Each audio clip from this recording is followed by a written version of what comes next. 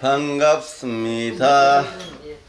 자, 오늘은 어제 이어서 14분 이상정멸에 대해서 계속 강의를 좀 해보도록 하겠습니다.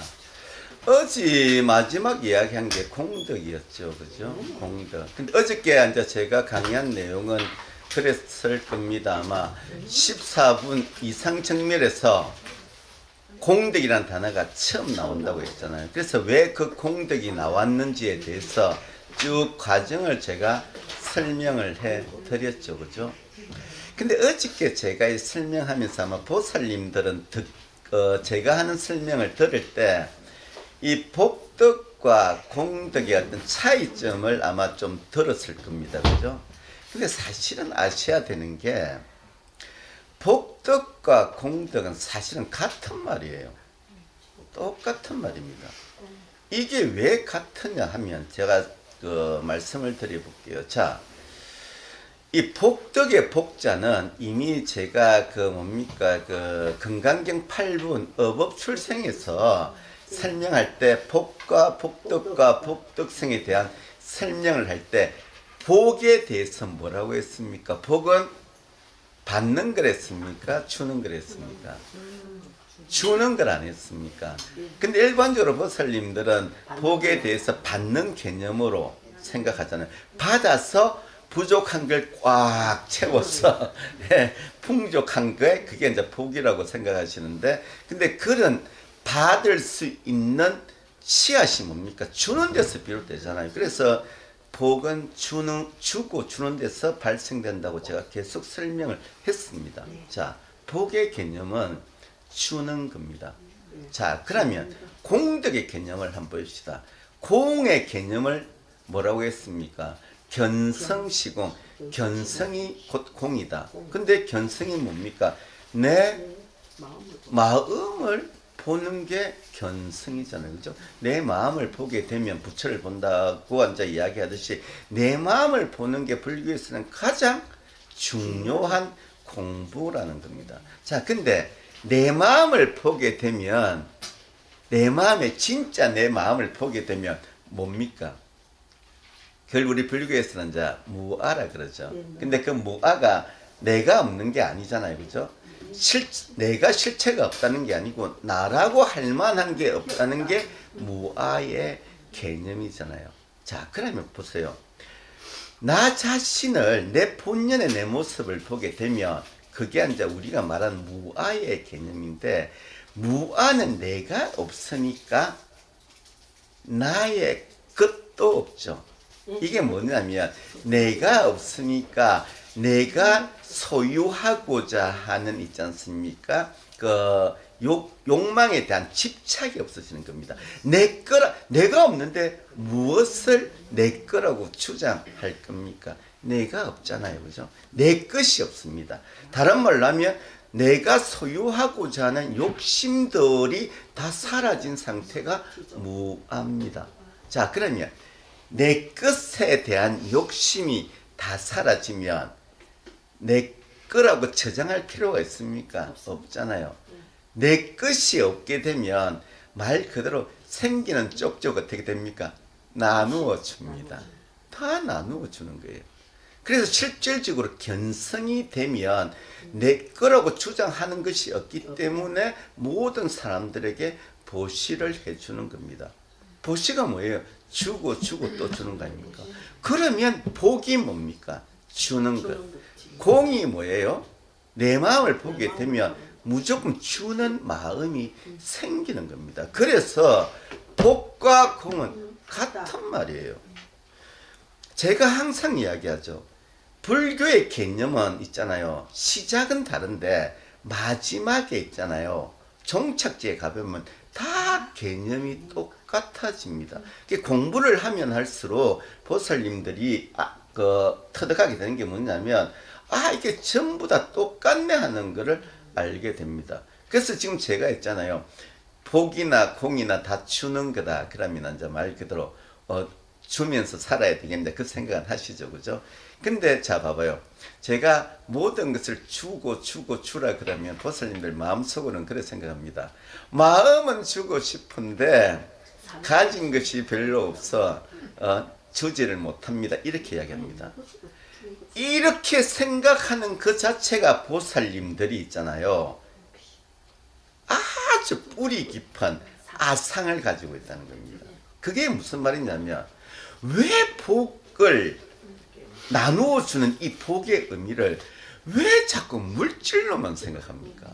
왜 나누어 주라 그러면 꼭 나누어 줄 것들이 제가 풍족함이 없어서 나누어 주지 못합니다. 이 생각을 합니까? 자, 중요한 건 있잖아요. 우리 사분에서 묘행무주에서 응무소주 행여보시 제가 그때 뭐랬습니까? 보시를 통해서 깨달음의 길로 간다고 했잖아요.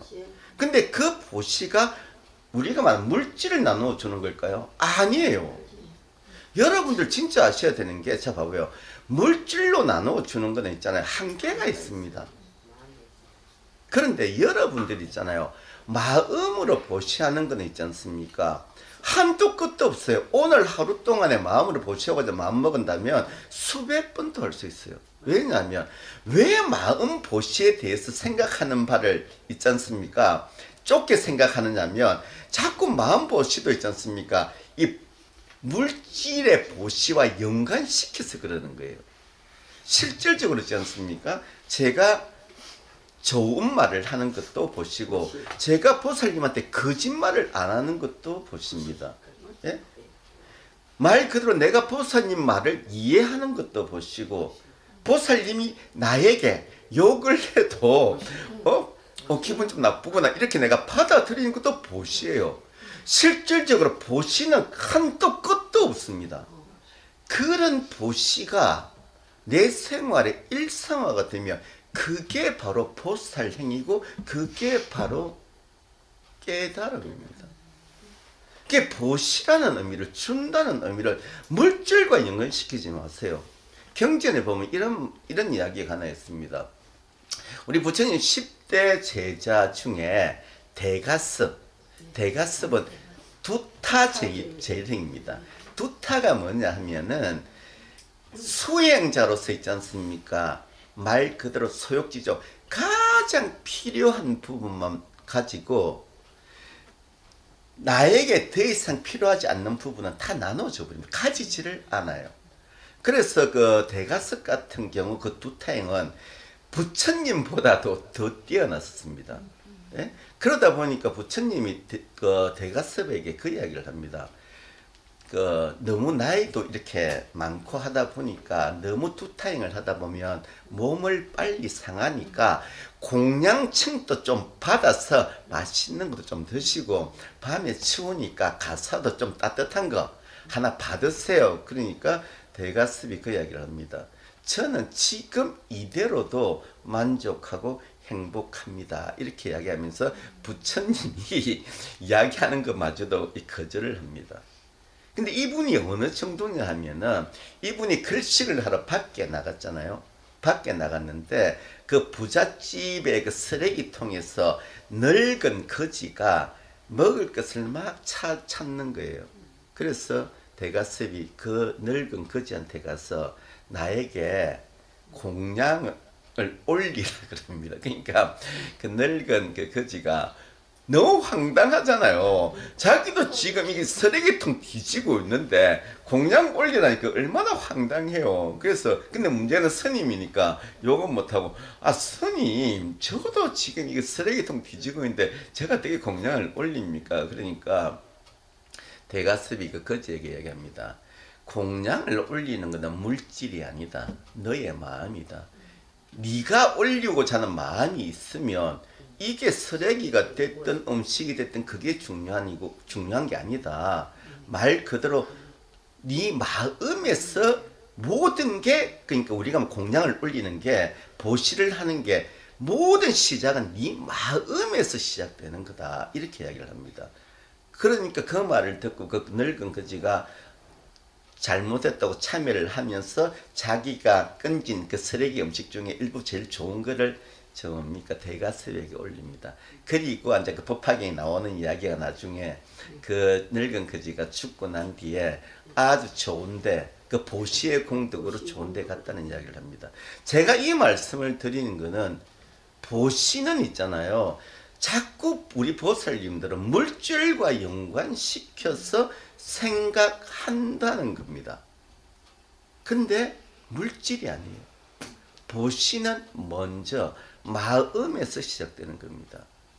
그리고 그 마음에서 시작되는 것은 있지 않습니까? 말 그대로 사람들의 마음을 다독거려 주는 있지 않습니까? 우리가 말하는 그 말, 이 말로서 사실은 있잖아요. 가장 많은 보시를 할 수가 있습니다. 그래서 보시의 개념을 이제 보살님들도 조금 바꾸셔야 돼요. 바꾸셔야 됩니다. 예? 제가 항상 이야기하잖아요. 보살님들의 모든 행을 결정하는 것은 보살님들이 알고 있는 단어의 개념에 의해서 만들어진다고. 그 예를 들면 보살님들이 보시의 개념을 물질적인 것만 나누어 주는 거라 생각하면 내가 물질적 보시에만 신경을 쓰는 거예요. 근데 제가 이야기했잖아요. 보시는 물질로 하는 것은 있잖아요. 크게 중요하지 않아요. 우리 그 건강경에 수없이 나오잖아요. 삼천대천세계의 가장 큰 칠보로 보시를, 그 물질적인 보시가 얼마나 큽니까? 그 보시가 사구계를 있지 않습니까? 수지에서 남한테 이야기해주는 그 복덕을 못 따라온다고 안 합니까? 예? 그리고 말로서 마음으로서 이해하는 보시는 하루에 수백 번도 할 수 있어요. 수천 번도 할 수 있습니다. 그 수백 번, 수천 번을 할 때 그게 있잖아요. 보살의 행입니다. 그 행을 했을 때 보살님들은 대자유인이 된 거예요. 왜냐하면 항상 남을 위해서 있지 않습니까? 이해하고 배려하는 그 보시 자체가, 남을 이해하고 배려하는 그 보시가 뭐냐 하면은 무아입니다. 그게 무아예요. 나를 위해서 있잖아요. 하는 게 아니고 남을 위해서 보시할 때 그게 가능한 이유가 내 스스로가 무아의 세계를 들어갔기 때문에 남을 위해서 보시하는 겁니다. 그래, 그러한 보시의 행동들이 보살이고 그게 깨달음이라는 겁니다. 예? 그래서 이 언어의 개념이 진짜 중요해요. 제가 그저께인가 13분 여법수지 설명을 하면서 그 이름에 대한 설명을 했죠. 그 우리 사무장님이 보니까 그저께 기가 잘 안 된다 그러더라고요. 그 내용이 그거거든. 뭐냐 하면은, 예? 이 경의 이름은 건강반야바라밀이고, 건강처럼 이 경을 받아치니라 해놓고 나서 반야바라밀도 이름이고, 티끌도 이름이고, 이 세상도 이름이고, 부처의 몸매도 이름이고, 다 이름이라잖아요. 이 말을 하니까 보살님들이 지금 이해를 잘 못하는 거예요. 왜 못하냐면 그 이름뿐이다 이야기한 거는 사실은 정확하게 이야기하면 제가 그동안 이야기해 온 거하고 배치가 돼요. 안 맞아요. 왜냐하면 제가 보살님들에게 강의할 때 항상 뭐랬습니까? 그 언어, 그 단어에 대한 개념을 분명히 자기화하고 숙지하라 했습니까? 그 개념을 있지 않습니까? 가져라 그래 놓고 지금 여기서는 이름뿐이다 이야기하면 서로 안 맞는 거예요. 근데 여러분들은 그래서 아마 이해가 안 됐을 겁니다. 근데 지금 이제 제가 다르게 설명을 해볼게요. 제가 자 개념을 있지 않습니까? 가져라 했을 때, 개념을 가져라 했을 때 어떤 문제가 있냐면 잡아봐요. 제가 그냥 개념을 가져라고 안 했을 겁니다. 개념을 확장하라고 했을 겁니다. 자, 보세요. 보살님들이 어떤 은혜에 대한 개념을 한 가지만 가지면 그거는 상이죠. 상이에요. 여러분들이 그 개념에 대해서 하나만 가지고 있잖아요. 딱 가지면 그게 우리가 말하는 자기 상이에요. 그것만 계속 주장하거든. 내가 아는 것만 맞다고, 그 한 가지가 맞다고 계속 주장하니까 그게 상입니다. 그래서 제가 그 상을 버리라 할 때 개념을 자체를 버리랬습니까? 개념 자체를 전 버리라고 한 적 없어요. 개념을 확장하라 했잖아요. 한 가지를 가지면 상이 되지만 수십 가지, 수백 가지를 가지면 상이 안 돼요. 그럼 어떤 개념에 대해서 수백 가지를 가지고 있다. 그럼 그 개념에 대해서 한 가지로 설명할 수 있습니까? 아니에요. 그 개념들이 너무 많기 때문에 개념을 있잖아요. 설명을 못 합니다. 그냥 말 그대로 그때는 개념이 없다고 이야기합니다. 왜 개념이 없다고 하냐면 개념은 그 단어에 대한 정의잖아요. 근데 자 봐봐요. 부처님은 진리에 대한 개념을 있잖아요. 안 정해놨어요. 부처님의 진리는 뭐냐 하면은 개념을 정해놓은 게 아니고 상황에 따라서 방편으로 사용합니다. 여름에는 여름에 맞는 방편을 사용하고 겨울에는 겨울에 맞는 방편을 사용해요. 부처님의 진리는 정해진 바가 없다는 게 뭐냐면은 없는 게 아니고 그 수많은 있잖아요. 개념들 중에서 봄에 해당되면은 봄에 해당되는 개념을 사용하고 여름에는 여름에 대한 개념을 사용하고 겨울에는 겨울의 개념을 사용한다는 겁니다. 그게 방편이에요. 그래서 방편은 정해진 바가 없습니다. 그래서 어떤 단어에 대해서 수만 가지 있잖아요. 수백 가지의 개념이 있을 때 그것을 방편적으로 사용하게 되면 개념 자체를 떠나버려야 돼요. 떠났을 때 이야기하는 게 이름뿐이다 그럽니다. 이름마저 없으면 어떻게 됩니까? 아예 없는 거, 존재 자체가 없어지는 거잖아요. 예? 근데 지금 제가 이렇게 설명을 해도 조금 이해가 잘 안 될 겁니다. 그런데 이 부분들을 집에서 있지 않습니까? 이제 시간 나실 때 유튜브 틀어가지고 이 말을 있잖아요. 들으시면서 천천히 꼭 짚어보세요. 그래 뭔가 잡힐 겁니다. 핵심은 그거예요. 우리 모든 행동과 생각은 있지 않습니까? 언어에서 제가 비롯된다고 안 했습니까? 보살님들이 생각하는 그 자체가 언어로 구성되어 있다고 안 했습니까? 밥 먹으러 가야지. 이 생각 자체가 언어잖아요. 근데 언어로 생각을 하는데 문제는 그 생각 자체가 언어에 의해서 구속이 되고 있다는 겁니다. 보살님들이 가진 저 사람을 사랑해야지 했을 때 보살님들은 저 사람을 사랑하는 게 어떤 거냐면 보살님들이 알고 있는 그 사랑의 개념으로 사랑하겠다는 이야기입니다. 그래서 모든 행은 생각에서 비롯되지만 그 생각의 뿌리는 언어인데 근데 그 언어로 생각되어지는 순간 보살님들의 행은 정해져 있어요. 왜? 보살님들이 생각하는 단어에 이미 보살님들의 과거의 습이 그 안에 녹아 있기 때문에 그 업식대로 여러분들이 가지고 있는 단어는 실질적으로 보살님들 과거의 업식에 의해서 만들어진 개념이에요. 그래서 그 개념을 벗어나라는 겁니다. 없애라는 게 아니고 더 많은 개념들을 만들어 가다 보면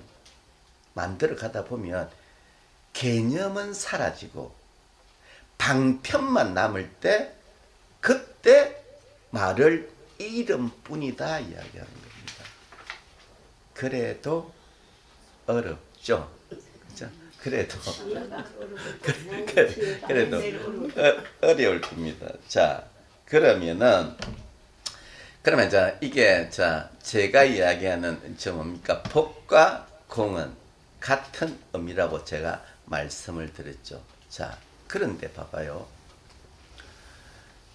공덕에서 견성을 제가 이야기 안 했습니까? 그죠? 견성이 뭐라고 했습니까?